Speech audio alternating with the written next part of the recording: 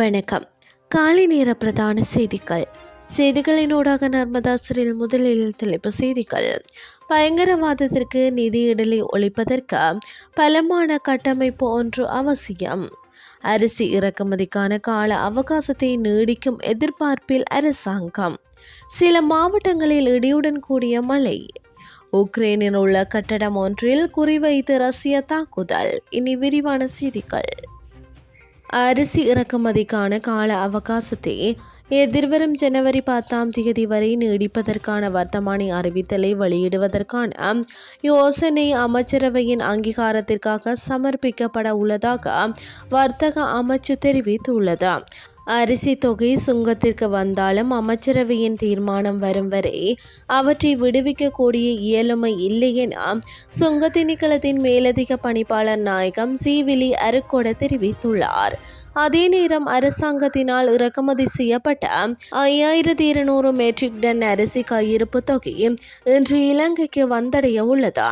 குறித்த வர்த்தமானி அறிவித்தல் அன்றைய தினத்திற்குள் வெளியிடப்படாவிட்டால் அரிசி இருப்புகளை வெளியிட முடியாத நிலை ஏற்படும் என அவர் குறிப்பிட்டுள்ளார். பணம் தூயதாக்கலுக்கு எதிரான மற்றும் பயங்கரவாதத்திற்கு நிதியிடலை ஒழிப்பதற்கான ஆசிய பசிபிக் குழுவின் மூலம் நடத்தப்பட இருக்கும் இலங்கையின் பரஸ்பர மதிப்பீட்டுக்கான முக்கிய தயார்படுத்தல் கூட்டம் ஜனாதிபதி அனுரகுமார திசாநாயக்க தலைமையில் நேற்று பிற்பகல் ஜனாதிபதி அலுவலகத்தில் நடைபெற்றது. இந்த கூட்டத்தில் அமைச்சர்கள், செயலாளர்கள் மற்றும் இலங்கை மத்திய வங்கியினதும் நிதியியல் உளவறிதல் பிரிவினதும் அதிகாரிகள் ஆகியோர் கலந்து கொண்டனர். அமைச்சுக்கள், ஒழுங்குமுறைப்படுத்தல் நிறுவனங்கள் மற்றும் சட்ட அமலாக்கல் முகவராண்மை நிறுவனங்கள் உள்ளடங்கலாக தொடர்புள்ள 24 நிறுவனங்களுக்காக வடிவமைக்கப்பட்ட அமைச்சரவை அங்கீகாரம் வழங்கப்பட்ட திட்டங்களை துரிதமாக நடைமுறைப்படுத்துவதன் அவசியத்தை நிதியியல் உளவறிதல் பிரிவு இங்கு வலியுறுத்தியுள்ளது.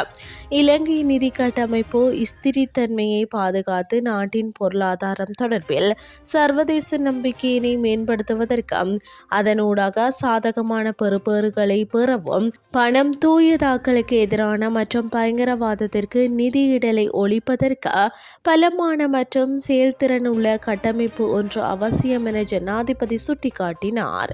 நிதி மற்றும் திட்டமிடல் பிரதி அமைச்சர் கர்சன சூரிய பெரும மற்றும் ஜனாதிபதியின் செயலாளர் கலாநிதி நந்திக சனத் குமார் நாயக்க ஆகியோரும் இந்த கலந்துரையாடலில் இணைந்து கொண்டனர். ஊவா, ஹம்பாந்தோட்டை, ரத்னபுரி மற்றும் அம்பாறை மாவட்டங்களின் சில இடங்களில் இன்று மாலை அல்லது இரவு நேரங்களில் மழை அல்லது இடியுடன் கூடிய மழை பெய்யக்கூடிய சாத்தியம் காணப்படுவதாக வளிமண்டலவியல் திணைக்களம் அறிவித்துள்ளது. அதேவேளை மேற்கு சப்ரகமுவா, மத்திய, தெற்கு, வடமேற்கு மற்றும் ஊவா மாகாணங்களில் சில இடங்களில் காலை வேளையில் பனிமூட்டமான நிலை காணப்படும் என எதிர்பார்க்கப்படுகிறது. மேலும் இடியுடன் கூடிய மழையின் கூடிய தற்காலிக பலத்த காற்று மற்றும் மின்னல் அபாயத்தை குறைப்பதற்கு தேவையான நடவடிக்கைகளை எடுக்குமாறு வளிமண்டலவியல் திணைக்களம் அறிவுறுத்தியுள்ளது. இனி வெளிநாட்டு செய்திகள். உக்ரைனின் எல்லை பகுதியில் இருந்து 1000 கிலோமீட்டர்களுக்கு அப்பால் உள்ள ரஷ்ய நகரான காசான் மீது ஆளில்லா விமான தாக்குதல் ஒன்று மேற்கொள்ளப்பட்டுள்ளது. 13 லட்சம் மக்கள் வசிக்கும் காசான் நகரத்தில் உள்ள உயரமான கட்டடத்தில் குறிவைத்து உக்ரைன் பாரிய தாக்குதலை நடத்தியுள்ளது. இதில் கட்டடத்திற்கு மட்டுமே பாரிய சேதம் ஏற்பட்டதாகவும் உயிரிழப்புகள் எதுவும் ஏற்படவில்லை எனவும் அதிகாரிகள் தெரிவித்துள்ளனர்.